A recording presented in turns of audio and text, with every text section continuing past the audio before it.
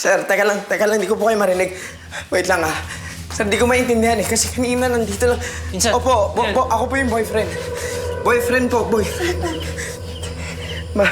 nangyari? Si ano tsaka si Mitch kasi na-aksidente. Nasaan eh? Mabilis na kayo! Bilisan ninyo! Tara na! Diyos ko! Insan, sandali lang! Di natin sigurado kung sila Mitch yan! Sir, hindi pwede pumasok! Hindi pwede pumasok! Dito na muna kayo! Sir, hindi talaga pa pwede! Barkada namin yan! Ba't di ka ba pwede pumasok? Hindi pa pwede! Kaya lang, Insan! Wait lang! Sandali lang! Si Mitch yan! Alam mo, suspecha ko mga ngato gumawa niyan eh. Sinumalit pa ako nakita kami ganyan. Iniwala ka sa totoo. Wala ibang pwedeng gumawa niya kundi yung mga nangangato.